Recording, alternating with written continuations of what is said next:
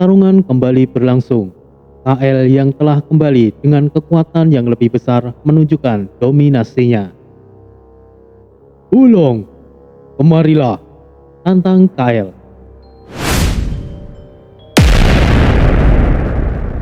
Pertarungan dahsyat pun kembali dimulai. Bayu Aga melesat ke arah KL tanpa ragu, menghadapi Kaisar Iblis dengan seluruh kekuatannya. Palu naganya berayun dengan gemuruh yang membuat lautan bergetar, menghantam tubuh KL dengan kekuatan yang dahsyat. Kata naga sona, penghancur semesta.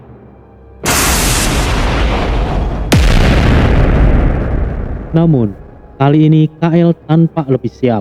Dia berhasil menangkis serangan tersebut dengan cakar-cakarnya yang tajam dan secepat kilat membalas dengan pukulan keras yang hampir mengenai kepala Bayu Aga. Serangan barusan sangat berbahaya. Ada yang lain dengannya, batin Bayu Aga. Bayu Aga kali ini lebih fokus lagi. Ia tahu akibatnya akan fatal jika dirinya tidak bersungguh-sungguh. Sementara itu, Ki Sabto dan Ki Sastro berjuang menahan pasukan iblis yang menyerang dalam jumlah yang besar. Ki Sabto menggunakan tameng sejagat untuk menahan gelombang serangan. Namun, pasukan iblis KL terlalu banyak. Meskipun begitu, dengan ketenangan dan kebijaksanaan seorang ksatria, Ki Sabto mengendalikan energi tameng sejagat dengan baik, memperkuat perisai ketika pasukan iblis mendekat. Ia juga melancarkan serangan petir dari tangannya, menghancurkan banyak iblis sekaligus dalam satu hentakan.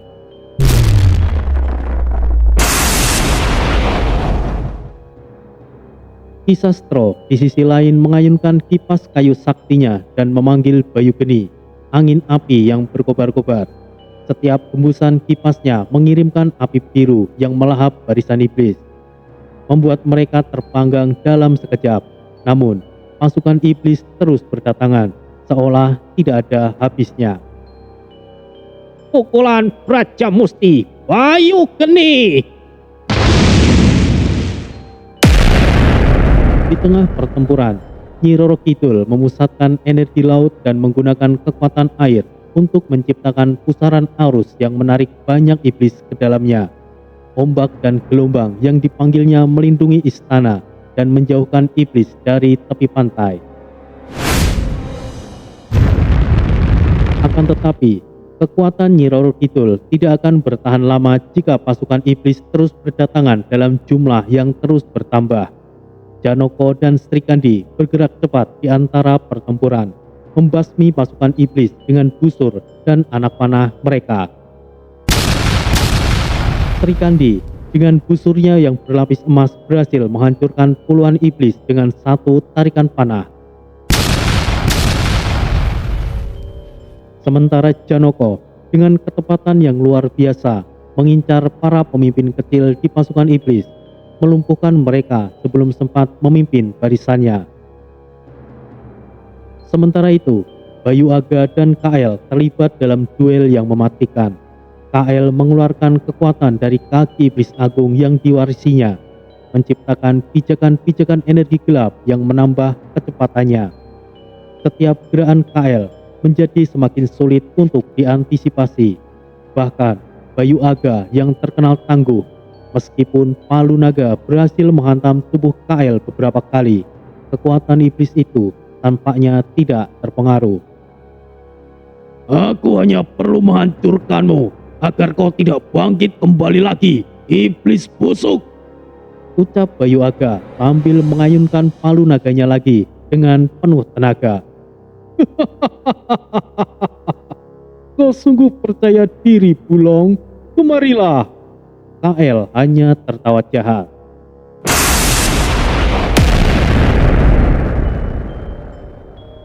Pertarungan mereka semakin brutal.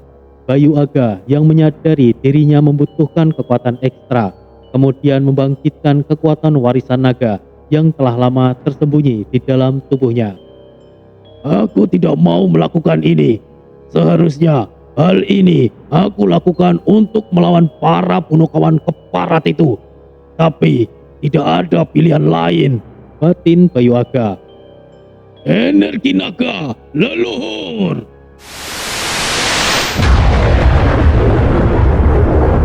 Sepertinya sesuatu telah retak. Itu tak lain adalah segel yang membelenggu Bayu Aga. Segel yang kuat yang diberikan oleh para punokawan. Namun, dengan mengaktifkan energi leluhur naganya, segel itu akhirnya runtuh. Dan kekuatan Bayu Aga telah kembali seperti sedia kala. Tubuhnya mulai memancarkan cahaya biru yang menyala, dan palu naganya tampak semakin berpendar. Seakan senjata tersebut menyatu dengan jiwanya. Bayu Aga, Gulong telah kembali dalam kondisi puncaknya. Di sisi lain, Ki Sabto, Ki Sastro, Janoko, Sri Kandi, dan Nyi Roro Kidul masih terus berjuang melawan gelombang pasukan iblis. Meskipun lelah, mereka tidak mundur. Semangat mereka terus membara, terutama melihat perjuangan Bayu Aga yang tetap gagah berani melawan KL sendirian. Pertempuran di laut itu adalah pertarungan yang penuh harga diri demi keselamatan dan kedamaian yang telah lama mereka jaga di kerajaan pantai selatan. Akhirnya, dengan kekuatan penuh, Bayu Aga melancarkan serangan terakhirnya. Palu naga dihantamkan dengan kekuatan maksimum, mengarah tepat ke titik lemah KL. Hantaman tersebut melepaskan ledakan cahaya yang menerangi seluruh lautan, menggetarkan bumi, dan membakar habis tubuh KL dalam nyala api biru yang membakar sampai ke jantung kegelapan. Wah, ternyata gue masih menyimpan kekuatan sebanyak ini. Tidak buruk. Sekarang, cobalah terima seranganku, Gulong. Ucap KL mulai mendekat dengan kecepatan tinggi.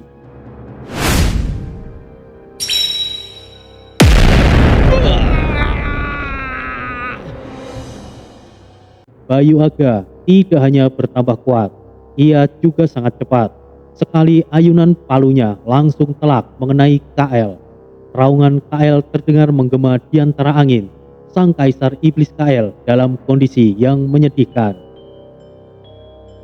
Sudah berakhir. Hancurlah dan lenyaplah untuk selamanya, KL. Bayu Aga kemudian mengangkat palu naganya. KL yang sudah tidak berdaya tidak mungkin bisa untuk menghindarinya.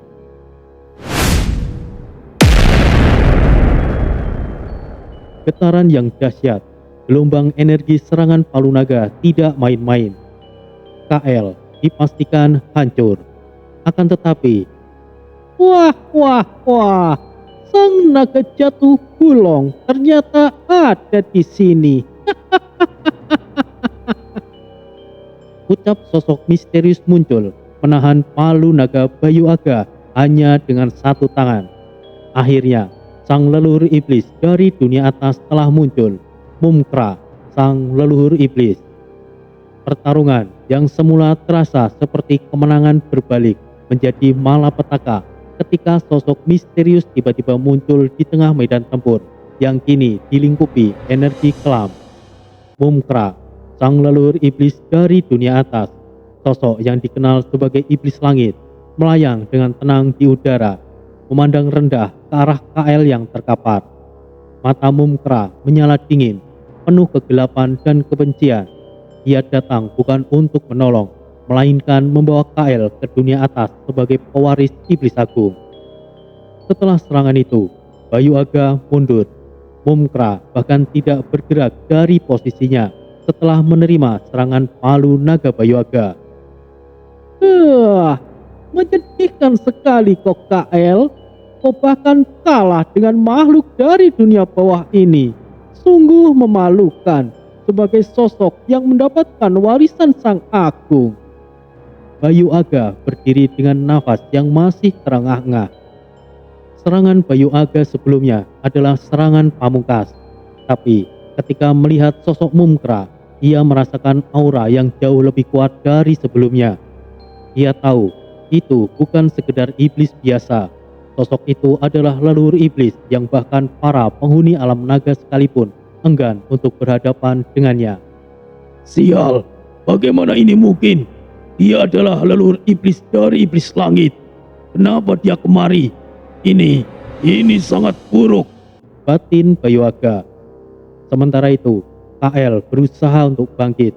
Lukanya memang tidak mengancam nyawanya, namun ia sudah cukup kepayahan. Tuan, Tuan leluhur. Salam Tuan leluhur Mumkra. Maaf, harus melihat saya dalam kondisi yang menyedihkan. Balas KL. Kau benar-benar menyedihkan, KL. Bagaimana bisa kau kalah?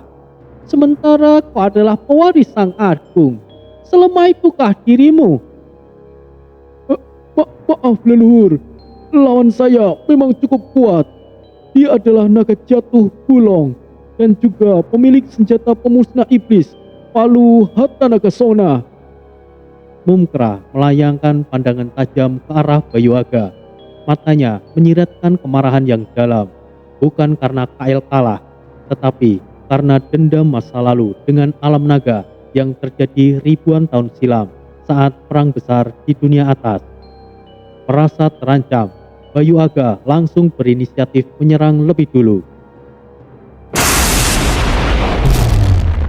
Tanpa sepatah kata pun, Mumkra tiba-tiba mengayunkan tangannya ke arah Bayu Aga dan dengan sekali sentuhan menghentikan serangan palu naga yang dahsyat hanya dengan satu tangan. Energi biru dari palu naga mendadak padam, seolah ditelan oleh kegelapan yang keluar dari tangan Mumkra. Apa itu tadi? Apa yang dilakukan olehnya? Batin Bayu Aga tersentak, menyadari perbedaan kekuatan yang luar biasa. Namun tidak ada waktu baginya untuk berpikir lama.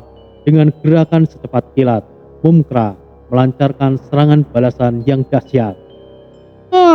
Cacing sepertimu berani mengarahkan serangan padaku. Bahkan leluhurmu sekalipun berpikir 2 kali untuk menyinggungku, ucap Mumkra.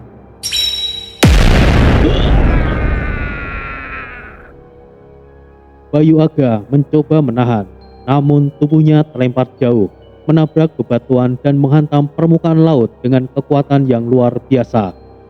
Ki Sabto dan Ki Sastro yang menyaksikan Bayu Aga mendapatkan masalah, segera mengerahkan kemampuan sejatinya untuk menahan ancaman Mumkra. Ki Sastro, ayo bantu Bayu Aga. Dia tidak boleh mati. Kanjeng Ratu Kidul, aku serahkan di sini padamu. Hati-hatilah Sabtoyo. Janoko, Sri Kandi, kalian tetaplah di sini untuk membantu Kanjeng Ratu Kidul. Aku dan Ki Sabto akan pergi. Baik, mohon Anda sekalian berhati-hati. Oh, baiklah. Ini mungkin akan sangat merepotkan. Aku tahu siapa sosok itu. Dia adalah Mumkra, leluhur iblis dari iblis langit. Sepertinya aku tidak bisa menahan diri. Tanah leluhur semesta, pinjamkan aku kekuatan kalian. Ki Sabto yang sebenarnya adalah master semesta dari alam Xinjiang menghubungkan dirinya dengan kekuatan semesta. Ia mengangkat tangannya, menarik energi dari setiap elemen di sekitarnya. Angin, tanah, air, dan api membentuk tameng energi raksasa yang mengelilingi dirinya dan Ki Sastro. Sudah puluhan tahun aku tidak pernah menggunakannya. Sepertinya ini akan menjadi pertarungan yang sulit. Ajian Raja Musti tingkat akhir, Rojo Geni sejagat. Ki Sastro memfokuskan seluruh kekuatannya pada ilmu Braja Musti tingkat tinggi, sebuah ajian terlarang yang memberinya kekuatan penghancur luar biasa. Tubuhnya mulai dipenuhi dengan cahaya merah menyala, dan aura kekuatan yang memancar darinya membuat para iblis yang tersisa gemetar. Ia mengerahkan kedua telapak tangannya ke arah Mumkra, siap melancarkan serangan terakhir. Ki Sabto, aku sudah siap. Oh, baiklah. Mari lakukan serangan bersama-sama. Sir Gumilir Ajiku Sewu Kodam. niat tingsun ajiku Raja Geni Sejagat. Sewu Kodam dan Raja Geni Sejagat menjadi satu.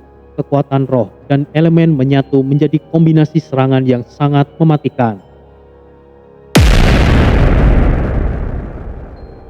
Wah, wah, wah. Siapa ini yang berani menyerangku diam-diam? Ternyata hanya dua manusia yang bodoh, Ucap Mumkra tanpa mengalami luka sedikit pun. Kekuatan Mumkra jauh melampaui yang mereka pikirkan. Dalam satu gerakan cepat, ia menghilang dari pandangan. Tiba-tiba muncul di hadapan Ki Sabto dan Ki Sastro.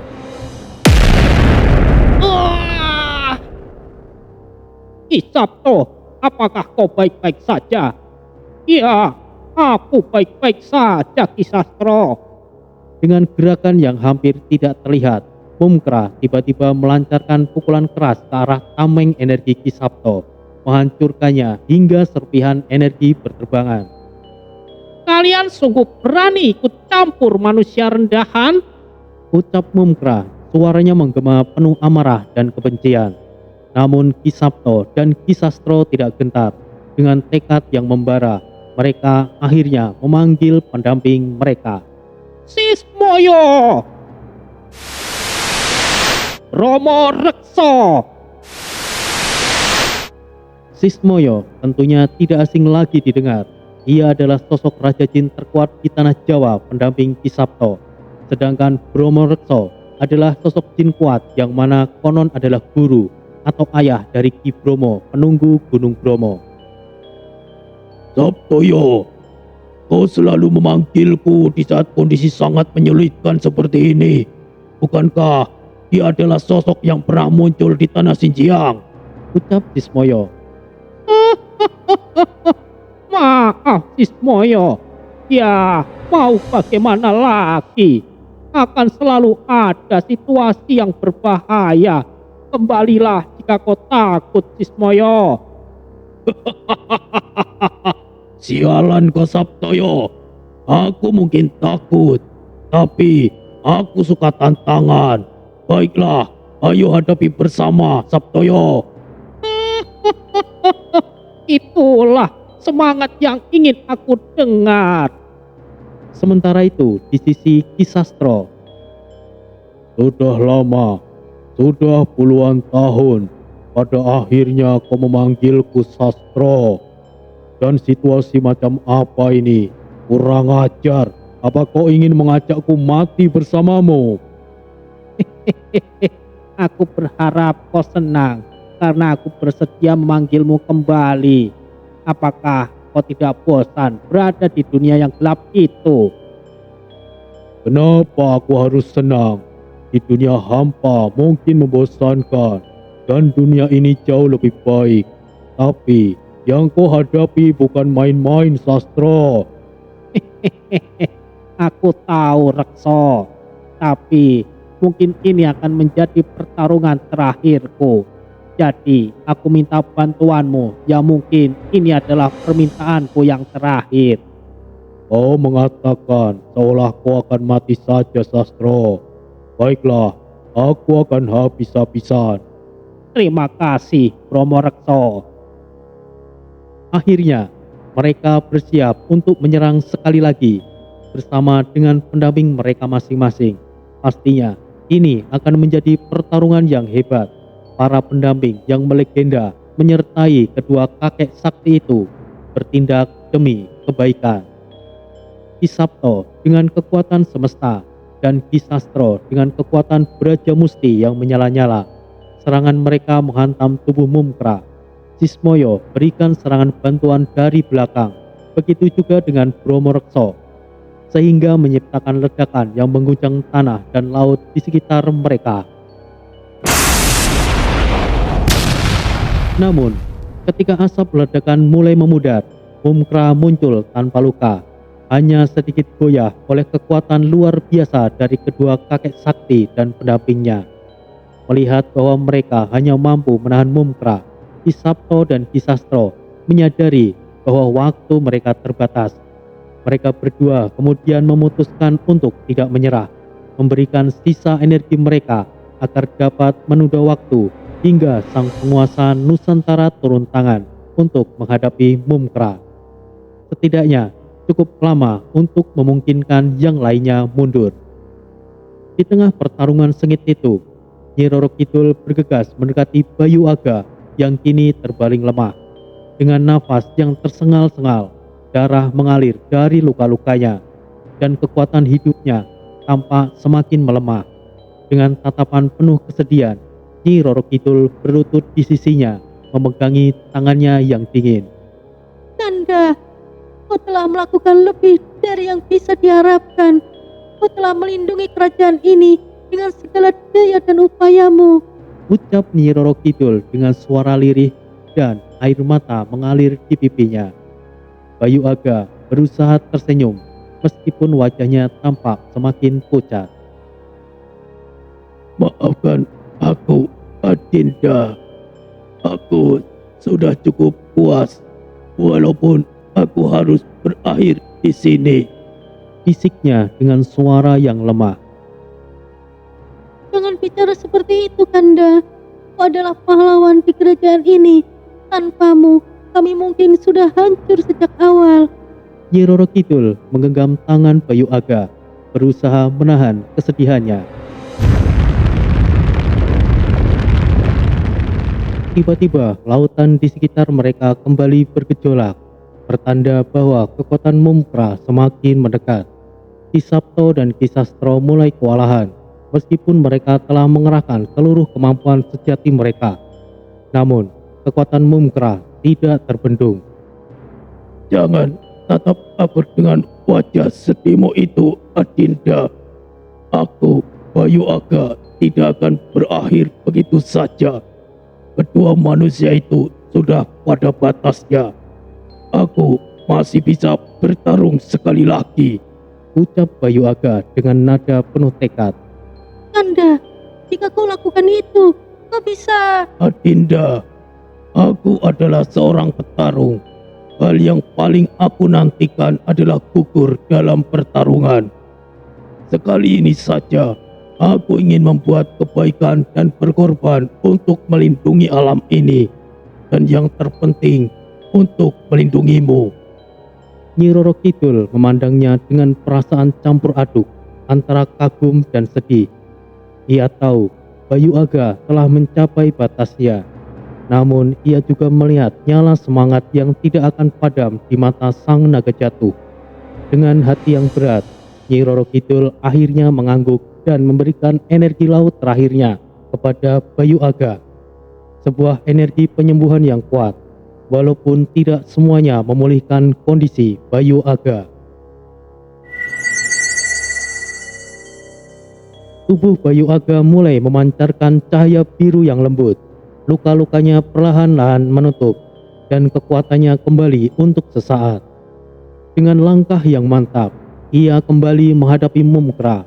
Sementara Ki Sabto dan Ki Sastro yang hampir kehabisan tenaga tersenyum bangga melihat keberanian Bayu Aga. Kalian berdua, tolong lindungi Nyi Roro Kidul. Serahkan dia padaku. Bayu Aga, kau tidak perlu habis-habisan. Kita hanya perlu mengulur waktu sedikit saja. Para Punokawan sudah pasti menyadari kehadiran leluhur iblis. Mereka sudah pasti akan segera datang. Aku tahu, tapi aku tidak punya banyak waktu lagi. Sekali saja aku ingin membuat kebaikan, dan inilah kesempatan yang baik untuk mendapatkan kehormatan itu. Tanpa banyak bicara, Ki Sabto dan Ki Sastro langsung mundur dan berada di sisi Kanjeng Ratu Kidul. Sekarang lawan aku, Mumkra! Beraninya cacing sepertimu berteriak padaku. Berlututlah, mungkin aku... Iya!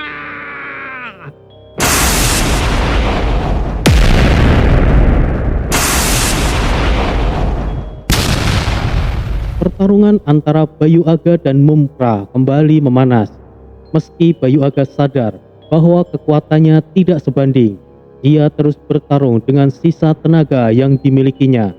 Setiap ayunan palu naga menghantam tubuh Mumkra, memercikan energi biru yang berpadu dengan kegelapan. Namun, setiap kali Mumkra melancarkan serangan balasan, Bayu Aga harus menahan rasa sakit yang semakin menggerogoti tubuhnya. Iya!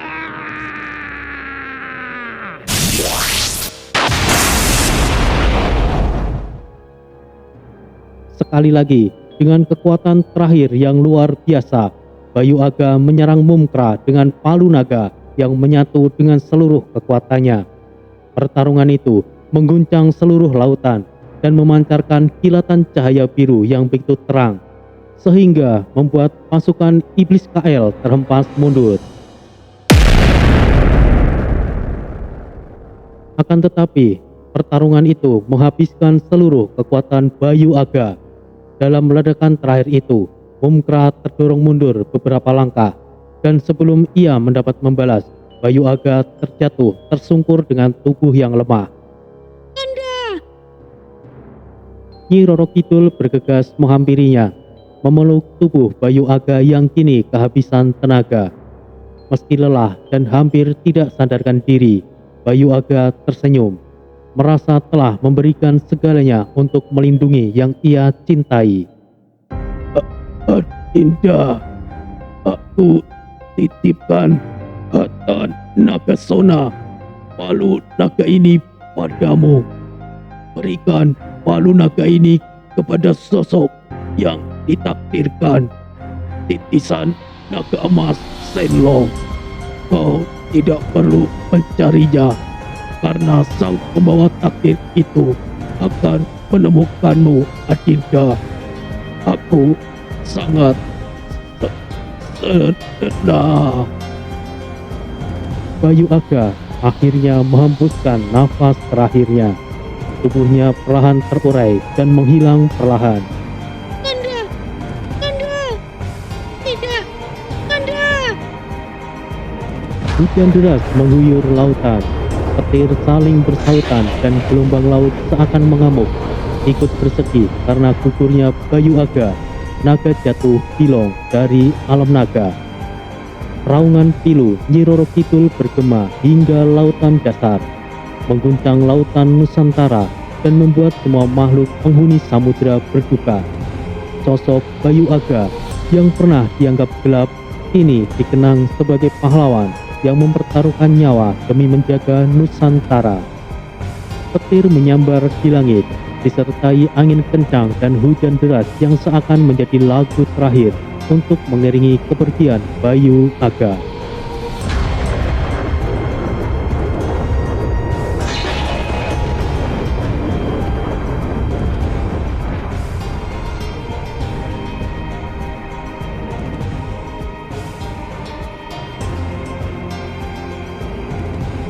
Namun, di tengah duka dan keheningan tersebut, ancaman belum berakhir.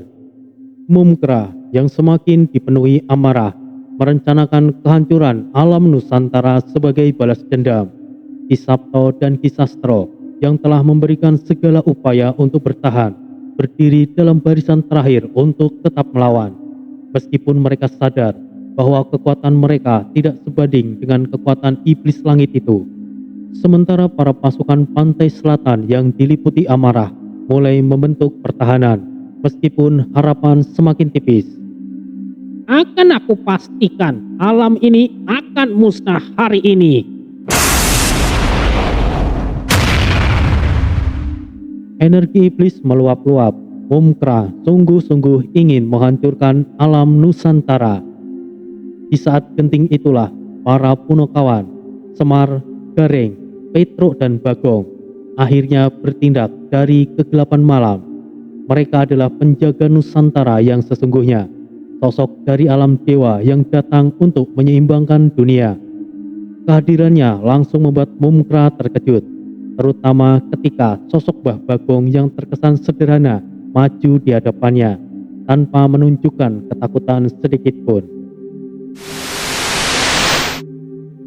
Mbah Bagong yang selalu bersikap konyol saat pemunculannya, hari itu terlihat diam. Wajahnya tampak marah dan tidak senang dengan kehadiran Mumkra. Apa yang kau lakukan di sini? Kau sudah menyalahi aturan. Makhluk dunia atas tidak seharusnya ikut campur masalah dunia bawah ini. Berani-beraninya kau membuat masalah di mana di bawah perlindunganku, ucap Mbah Bagong, kemudian melihat sosok Bayu Aga yang mulai pudar. Dengan kehendak dan kemampuan Mbah Bagong, Bayu Aga tidak menjadi mengurai. Tubuh Bayu Aga kembali utuh. Namun, mau dikata apa lagi, Bayu Aga tetap gugur. Pergilah dari sini. Kau juga, Sabtoyo, Sastro. Baik, terima kasih Eyang Bagong. Nyi Roro Kidul membawa jasad Bayu Aga dan pergi dari sana. Sementara itu, Mumkra masih meremehkan Mbah Bagong, menganggapnya sebagai yang paling muda di antara para Punokawan dan paling lemah. Dengan niat membunuh, ia melancarkan serangan dahsyat ke arah Mbah Bagong. Mbah Bagong menatapnya balik. Mumkra langsung menjerit. Tanpa disangka, serangan mental Mumkra tersebut terpental dan justru melukai tubuhnya sendiri. Terpukul oleh kenyataan itu, Mumkra menyadari bahwa rumor tentang kekuatan para Punokawan bukan sekedar mitos. Mbah Bagong, yang dikenal sebagai sosok paling sabar dan sederhana, ternyata memiliki kekuatan yang melampaui dugaannya. Iakah sosok pelindung Nusantara ini? Apa istimewanya alam ini sehingga dilindungi oleh sosok sepertinya? Batin Mumkra. Pergilah, ucap Mbah Bagong. apa yang dia katakan? Menyuruhku pergi begitu saja. Oh, tunggu dulu. Mungkin saja dia takut jika alam ini hancur jika kami bertarung. Nah, jadi begitu. Batin Mumkra tersenyum. Hehehe.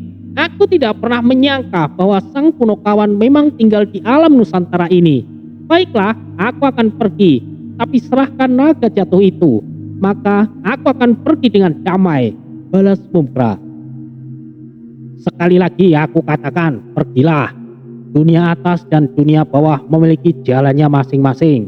Kau sudah mengacau di Nusantara. Segeralah pergi sebelum kau menuai karma yang buruk. Tegas Mbah Bagong. Apa kau pikir aku akan pergi begitu saja? Serahkan naga jatuh itu, maka aku akan pergi. Atau aku akan merebutnya dengan seluruh kekuatanku. Ancam Mumkra. Mungkin jika bertarung Mumkra tidak memiliki kesempatan untuk menang. Tapi kehancuran Nusantara sudah jelas dipastikan. Sekali lagi aku katakan, pergilah dari sini sebelum hal buruk akan segera menimpamu. Sekali lagi Mbah Bagong menegaskan. Wah, wah, wah. Aku akui kau memang kuat. Tapi aku tidak bisa diancam hanya dengan kata-kata. Aku Mumkra. Aku adalah...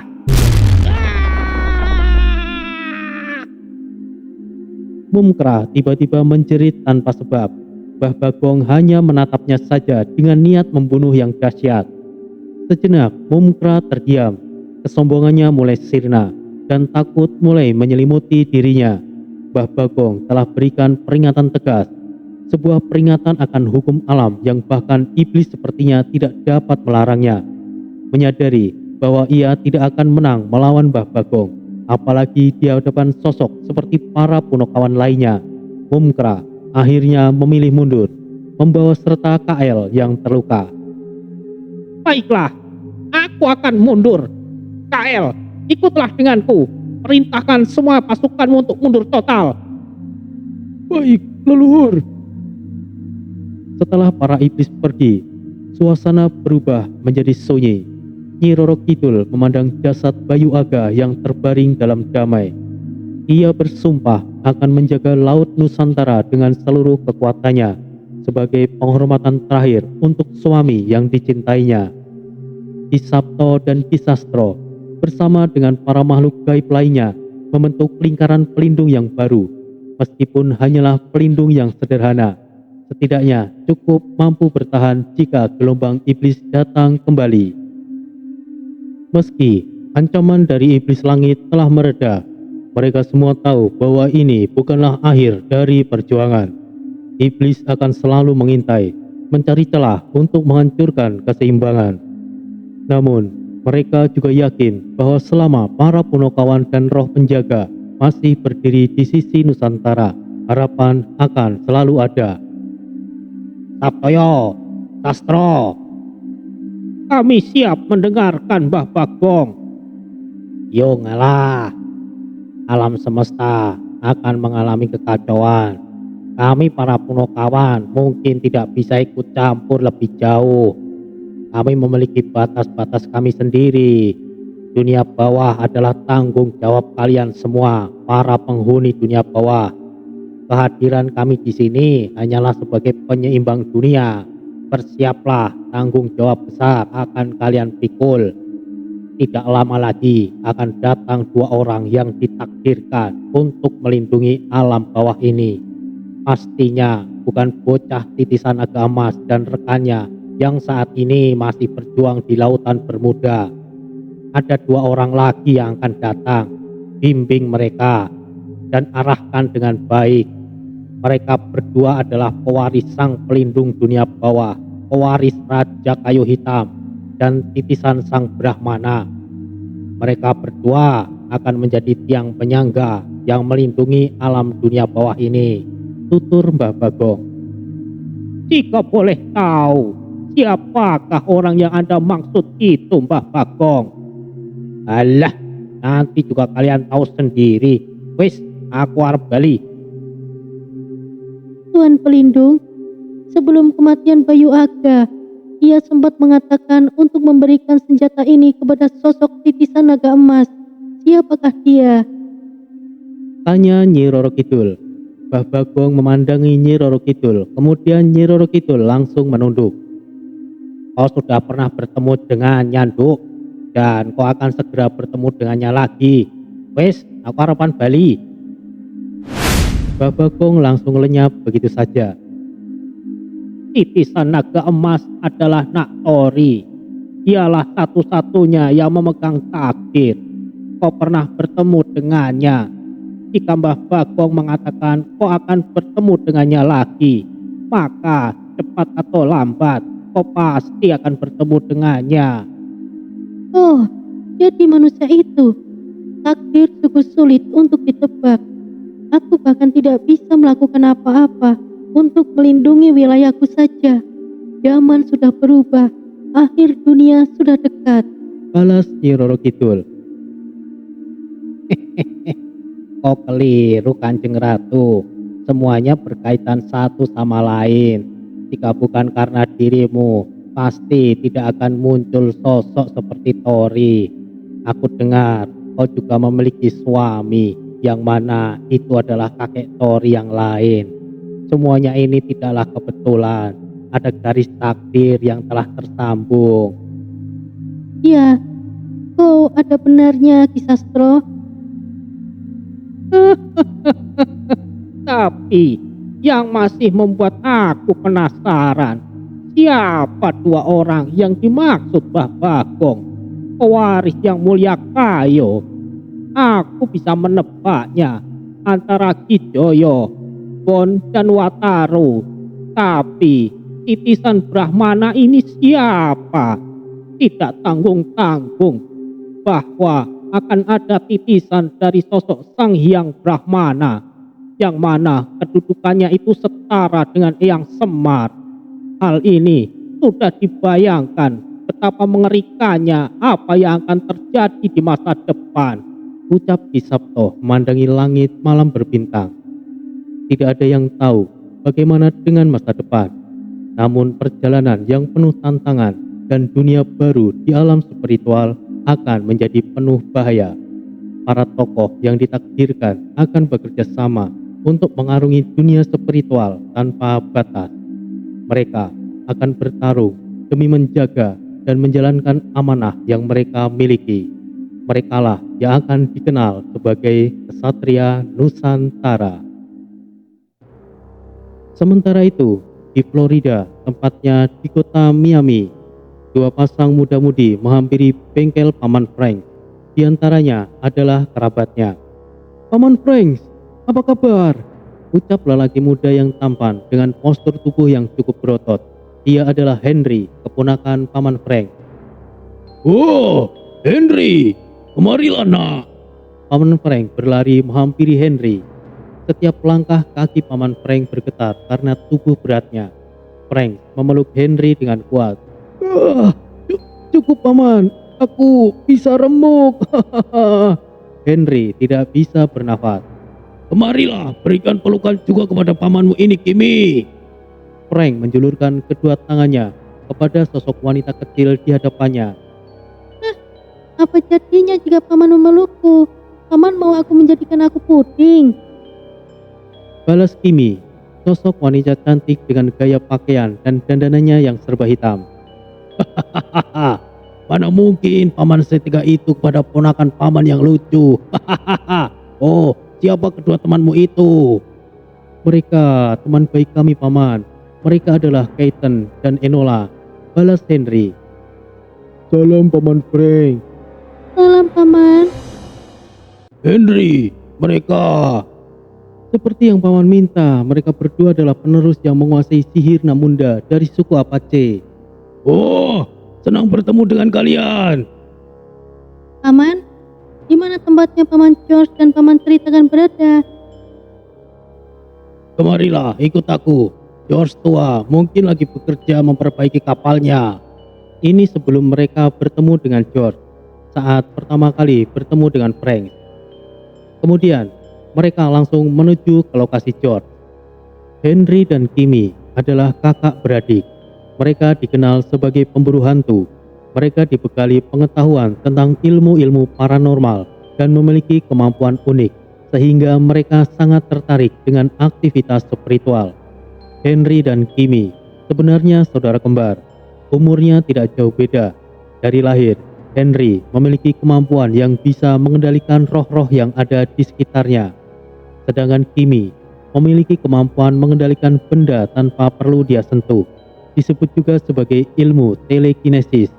Kemampuan bawaannya itu lebih kuat saat Kimi dibimbing oleh pesulap terkenal yang juga memiliki ilmu telekinesis. Dia adalah David Copperfield. Nama David Copperfield tentu saja tidak asing di telinga anak-anak yang lahir pada tahun 80-90-an. Konon, David pernah menantang untuk atraksi di Laut Bermuda. Dia pernah memunculkan sebuah kapal besar yang karam di lautan Bermuda. Namun, tanpa diduga, kapal tersebut tiba-tiba terbakar. Semenjak pertunjukan David Copperfield di lautan Bermuda, dia tidak pernah lagi muncul. Ada yang mengatakan dia cedera berat, bahkan ada juga yang mengatakan dia sudah meninggal. Namun faktanya, David cukup trauma atas penampilan terakhirnya itu. Konon, dia menyinggung sosok yang seharusnya tidak dia singgung. Lalu, untuk Keaton dan Enola, mereka adalah keturunan asli suku Apache.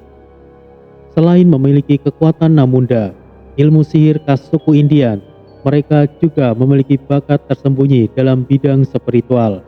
Konon, ilmu Namunda adalah sihir paling kuat di benua Amerika. Bisa digunakan untuk membunuh musuhnya. Konon, prajurit Amerika yang pernah mengembangkan prajurit dukun yang berisi para prajurit yang menguasai ilmu tersebut. Tapi nyatanya itu tidak berhasil, karena ilmu Namunda hanya bisa dipelajari oleh mereka keturunan asli suku Indian. Henry dan Kimi sama-sama pernah dibimbing oleh David. Mereka penasaran juga apa yang menyebabkan gurunya itu trauma setelah beraksi di lautan Bermuda. Mereka semakin tertarik setelah mendengar cerita dari Paman Frank tentang George yang datang dari masa lalu, dan juga turis dari Jepang yang konon datang dari masa depan.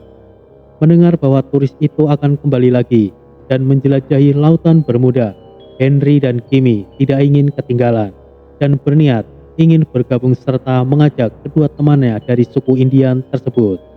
Rekan baru lagi, ya itu benar, hanya masalah waktu saja mereka akan saling bertemu. Setelah waktu yang dibutuhkan, mereka akhirnya selesai mempersiapkan segalanya dan bersiap untuk berangkat. Akhirnya, aku memiliki kesempatan untuk pulang. Tunggu aku semuanya. batin ayah. Ayah Chang, ayo kita berangkat. Iya, Hito-san. Hito, Ayah, Tori, Desta, Jaka, Aditya, Rio, Diva, dan Titi akhirnya memulai perjalanan mereka. Semuanya telah beres. Akhirnya mereka semuanya berangkat menuju ke Miami. Perjalanan yang cukup panjang tentunya. Namun sebagian dari mereka sangat menikmati perjalanan tersebut, terutama Rio, Desta, dan Aditya. Namun Ayah nampak tegang. Hito cukup gelisah karena mereka tahu bahaya apa yang akan mereka hadapi nantinya. Tori, Jaka, Diva, dan ibunya Titi begitu santai, tidak menunjukkan ekspresi tertentu. Tapi dalam hati mereka sudah pasti menyimpan sesuatu yang mereka sembunyikan. Setelah perjalanan yang panjang, akhirnya mereka tiba di tujuan. Tanpa basa-basi lagi, mereka langsung pergi ke tujuan. Memesan hotel terlebih dahulu di dekat pantai tidak jauh dari tempat Paman Frank. Kita istirahat dulu malam ini. Besok kita baru temui Paman George, ucap Hito. Benar, aku juga cukup lelah. Balas Ayah melangkah ke kamarnya. Kenapa Ayah Sang terlihat lesu sekali, Hito Sang? Tidak seperti biasanya. Tanya Jaka. Aku juga tidak tahu. Mungkin saja dia benar-benar butuh istirahat, Jaka Dono. Ya, seperti itulah yang dia rasakan ketika ingin kembali ke kampung halamannya. Mungkin inilah kesempatan bagi ayah untuk bisa kembali. Aku juga akan merasakan hal yang sama jika di posisi ayah, Sahut Desta. Tampak terlihat murung di wajah Hito setelah mendengar ucapan Desta. Hito Sang, kau tidak perlu murung. Ini adalah kesempatan buatmu untuk mengatakan kepada ayah. Pergilah, susul dia. Katakan perasaanmu sebenarnya. Tori Sang, bukan itu yang aku pikirkan. Aku hanya...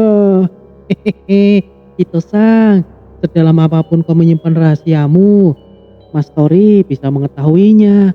Pergilah susul ayah, jangan menyesal di kemudian hari jika waktu itu kau sia-siakan. Rio menambahkan. Begitu ya. Aduh, aku jadi malu. Tapi aku rasa ini bukan waktu yang tepat. Mengingat saat ini ayah sedang memikirkan hal lainnya.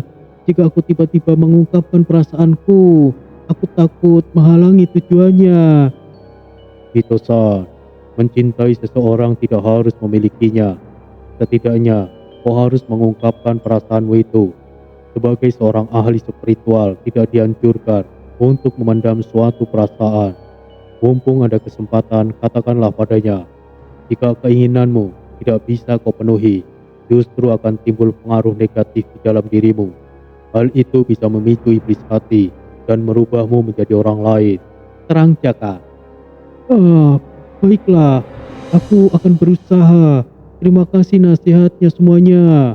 Hito langsung pergi menyusul ayah. Hehehe, bisa saja Bang Jaka ini. Mana mungkin iblis hati muncul dari perasaan cinta yang dipendam.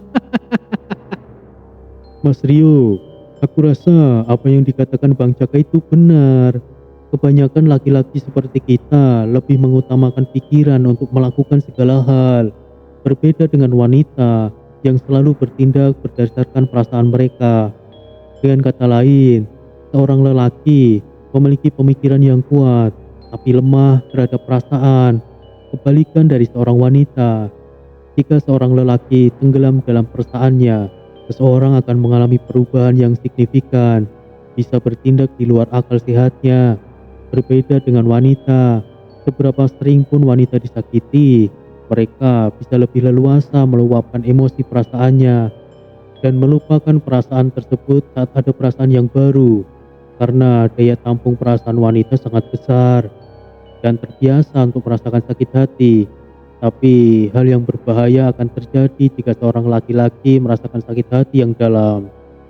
Jelas Aditya yang membuat seisi ruangan itu melihat ke arahnya. Selain penampilanmu yang menawan dan gagah, ternyata kau sangat memahami wanita. Aku menjadi tidak sabar ingin kau menjadi menantuku. Sahut Titi. Ibu, Apa-apaan sih? Sudah ah, Diva mau mandi. Diva meninggalkan ruang tamu dan pergi ke kamarnya. Pikirkan baik-baik tawaranku, nak. Bukankah Diva cukup cantik? Titi menyentuh dagu Aditya lalu pergi menyusul anaknya. Jaka, Desta, dan Tori saling pandang. Mereka bertanya-tanya apa yang sebenarnya terjadi sebelumnya. Bagaimana bisa Titi menjodohkan putrinya dengan Aditya? Oh ya, satu lagi. Buatmu yang tidak mengerti apa itu perasaan, aku bisa mengajarkannya padamu. Datanglah ke ruanganku malam ini, nak Rio. Kata Titi sambil mengedipkan sebelah matanya kepada Rio. Jaka, Desta, dan Tori semakin heran. Ada apa lagi ini? Tatapan mereka langsung tertuju ke arah Rio. Memang benar, Titi tidak terlihat seperti seorang ibu-ibu. Penampilannya bahkan hampir sama dengan anaknya. Kulitnya juga terlihat halus, sama sekali tidak ada yang keriput. Tapi tetap saja Titi sudah cukup berumur.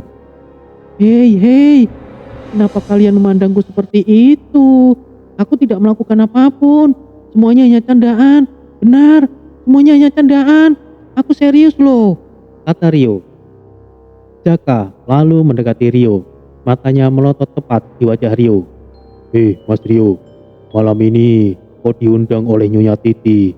Meskipun dia adalah ibu Diva, tapi dia terlihat masih muda. Apa kau tidak mau datang? Mas Jaka, semua itu hanya candaan. Itu hanya candaan kok. Kenapa tidak kau pastikan saja, Mas Rio? Jaka berbisik di telinga Rio sambil memasang wajah mengejeknya. Seleramu agak lain, Mas Rio. Hehehe, sahut Desta. Tidak. Sudah aku katakan itu hanya bercanda. Kalian, tolong jangan berpikir seperti itu. Tapi semuanya tertawa kecil dan tidak mempercayai apa yang Rio katakan. Mas Aditya, tolong katakan sesuatu. Benar, Nyonya Titi hanya bercanda. Tuh kan, kalian dengar bukan? Sekali dua kali mungkin bercanda, tapi Nyonya Titi sudah mengatakan berkali-kali loh. Mungkin dia tidak bercanda. Lanjut Aditya. Kau mengkhianatiku, Mas Adit. Malam itu menjadi obrolan para lelaki saat mereka tiba di Miami sekitar pukul 5 sore. Banyak waktu untuk mereka istirahat. Mereka saling mengobrol hingga waktu pukul 9 malam. Setelah makan malam bersama, semuanya kembali ke ruangan masing-masing. Di ruangan Tori yang cukup besar, sebetulnya itu adalah ruangan untuk keluarga. Kamar standar sudah penuh. Istriku, apakah kau ada di sana? Iya, suamiku. Sepertinya kau laki-laki terlalu jauh melangkah. Menurutmu, kali ini bagaimana istriku? Aku tidak tahu, suamiku. Tapi menurut adikku Siren, segitiga Bermuda adalah tempat yang bahkan tidak bisa dimasuki oleh bangsa kami sekalipun.